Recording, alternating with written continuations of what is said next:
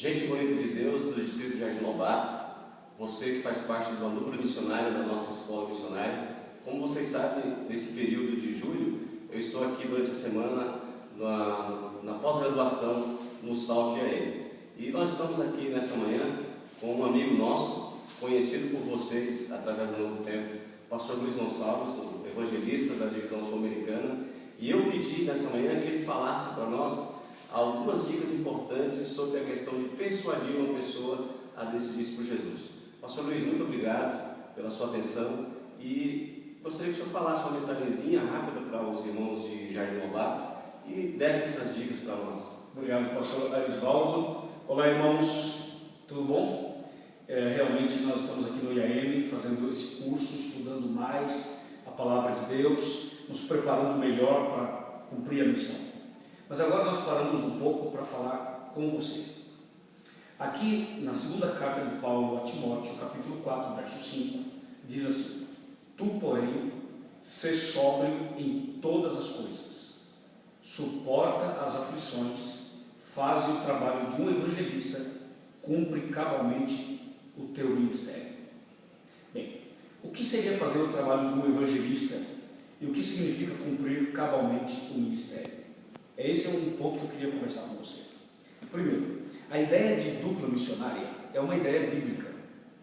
Essa foi uma ideia que surgiu com o próprio Deus, quando Deus enviou Moisés ao Egito, lembra? A Bíblia menciona isso, e aí Deus coloca o irmão de Moisés, Arão, junto com ele, e formam a dupla missionária, a primeira dupla.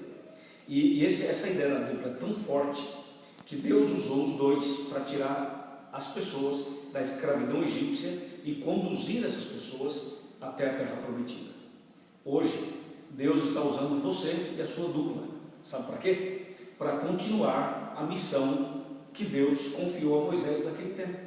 Ou seja, hoje o Egito é símbolo desse mundo de pecados. Então hoje Deus também precisa das duplas para que nós possamos, como duplas, ir ao Egito moderno e tirar a pessoa da escravidão do pecado e conduzir essas pessoas ao reino dos céus. O que é que escraviza as pessoas hoje? O cigarro, a bebida, a droga, a prostituição, não é verdade? Ou seja, as dúvidas bíblicas, os ensinamentos errados da Bíblia, esse conjunto de fatores, conjunto de coisas, escravizam uma pessoa. Principalmente a ignorância, a falta de entendimento da verdade. Essas coisas e outras mais escravizam as pessoas no nosso século, nos nossos dias. Então Deus usou o seu pastor, usou a liderança dessa igreja para criar esse projeto da escola missionária através das duplas, levando mensagem de salvação para que as pessoas sejam libertas da escravidão. Então essa é uma base, é um ponto para que você entenda que o que você está fazendo está dentro de um contexto bíblico. Ok. Agora, como realizar esse trabalho com mais sucesso, com mais êxito e alcançar então o objetivo? Bom, primeira coisa que tem que estar claro para você: todo pregador do evangelho, seja um instrutor bíblico de casa em casa, através das duplas, seja um evangelista pregando no púlpito, ou num auditório, ou numa tenda, ou no meio da rua, não importa. Todo pregador ou toda pregadora do evangelho precisa primeiramente ter uma vida de comunhão com Deus. Você já sabe disso? Só estou relembrando. Comunhão com Deus. Como está em Lucas 4,18. O Espírito do Senhor está sobre mim, me ungiu para evangelizar. Então, antes de sair para evangelizar, você precisa ter o Espírito do Senhor. Ou seja, buscar a Deus todos os dias com mais fervor. Ok? Número 2 é o relacionamento. Nós não podemos pensar em ganhar pessoas para Jesus sem antes conquistar a amizade delas. Você precisa primeiro conquistar a amizade delas. E não só conquistar com uma intenção proselitista. Você deve conquistar a amizade dessas pessoas para ajudá-las a ser felizes, para ajudá-las a conhecer Jesus. Então, o evangelismo da amizade é a base. Jesus fez isso. Ele se misturava com as pessoas. Ele conquistava o coração das pessoas. Ele desejava o bem para as pessoas. Ele ajudava a resolver os problemas das pessoas. E depois as pessoas estavam tão abertas que ele falava: seguem, e as pessoas seguiam. Entendeu? Então, o relacionamento é o evangelismo da amizade, que envolve um pequeno grupo, que envolve uma classe bíblica, que envolve uma visita desinteressada para ajudar quem necessita, ok? E finalmente, o número 3 é a missão. A missão é a hora de abrir a Bíblia e de pregar as verdades da Bíblia. É exatamente esse o seu trabalho, pegar a Bíblia com a sua dupla e ir de casa em casa.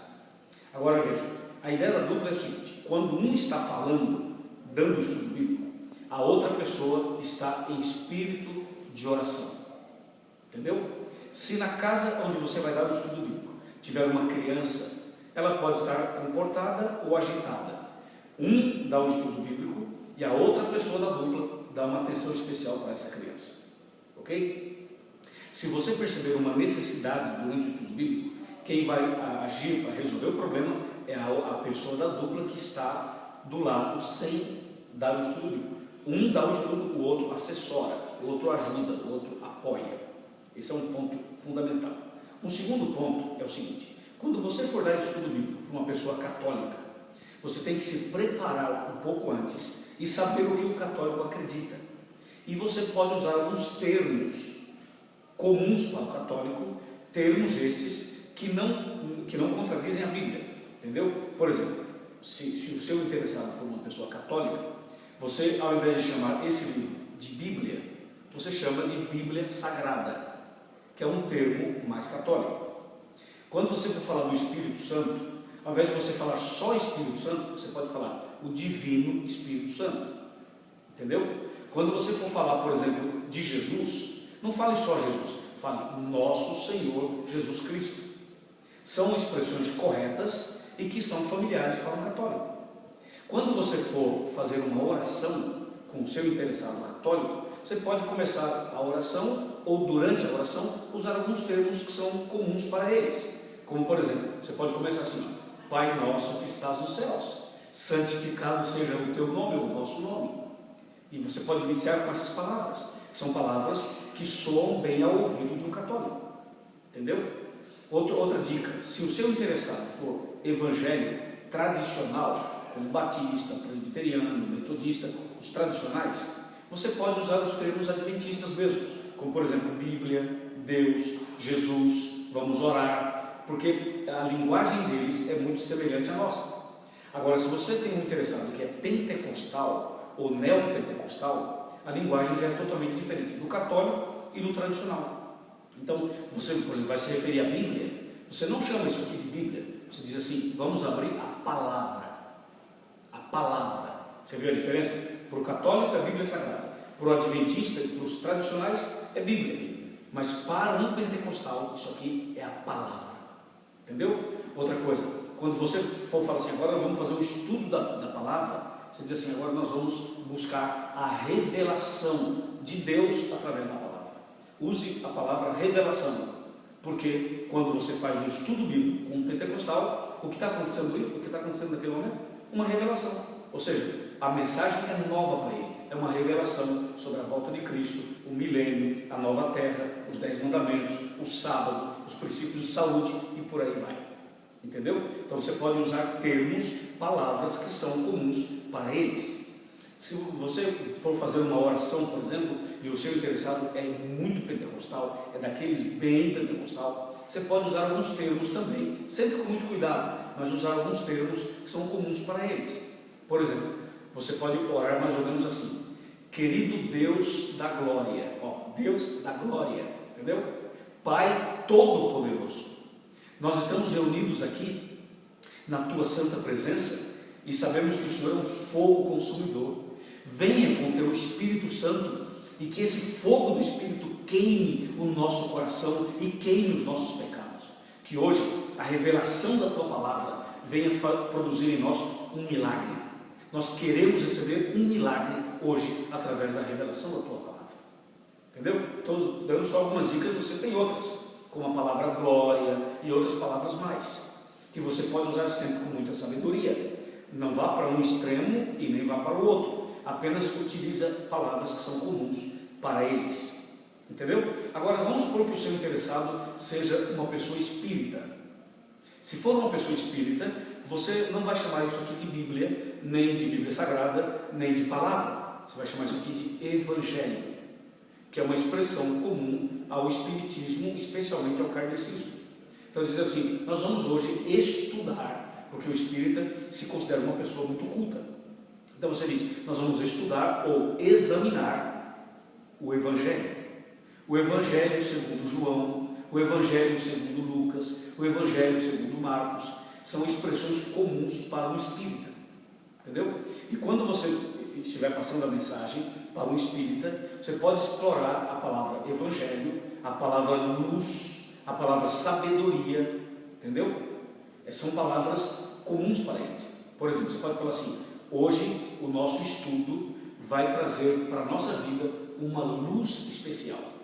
Essa luz do conhecimento vai expulsar as trevas da alma. Veja, luz, trevas, alma, entendeu? São palavras comuns para eles que não estão erradas, estão na Bíblia, só que eles interpretam de uma maneira equivocada e nós a utilizamos da maneira correta, entendeu? Então hoje a luz do Evangelho vai iluminar a nossa alma e vai expulsar as trevas da nossa alma, e você vai ser uma pessoa muito mais abençoada, muito mais iluminada e muito mais feliz, entendeu? Então você está contextualizando a forma de pregar o Evangelho. Essas são algumas dicas básicas. Aí você fala, pastor, e se a pessoa não tiver religião nenhuma, não frequenta nenhuma igreja, não tem uma religião? Então você pode usar termos normais, que seriam termos assim mais seculares. Por exemplo, isso aqui seria a Bíblia. Ok, nada mais, essa é a Bíblia, tá certo? Nós vamos agora fazer uma oração. Pode usar termos normais, que uma pessoa secular vai entender sem nenhum problema. Agora, outro detalhe, quando uma pessoa fizer uma pergunta para você, qualquer que seja o interessado, fizer uma pergunta difícil, que você não sabe a resposta, se você não souber a resposta, não diga para a pessoa, eu não sei a resposta. Você pode ser sincero, mas você pode ser inteligente, ser sinceramente inteligente.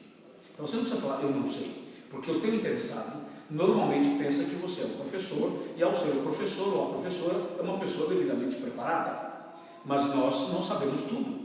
Então, quando a pessoa fizer uma pergunta muito difícil para você, você valorize a pergunta dela, diga assim, olha, muito boa pergunta, a sua pergunta é uma pergunta muito profunda, e ela é tão profunda, tão importante, que vamos fazer o seguinte, na semana que vem, nós vamos voltar aqui e vamos tratar desse assunto. Hoje eu vou terminar esse aqui que eu estou falando, e a semana que vem eu lhe prometo que nós vamos estudar esse assunto.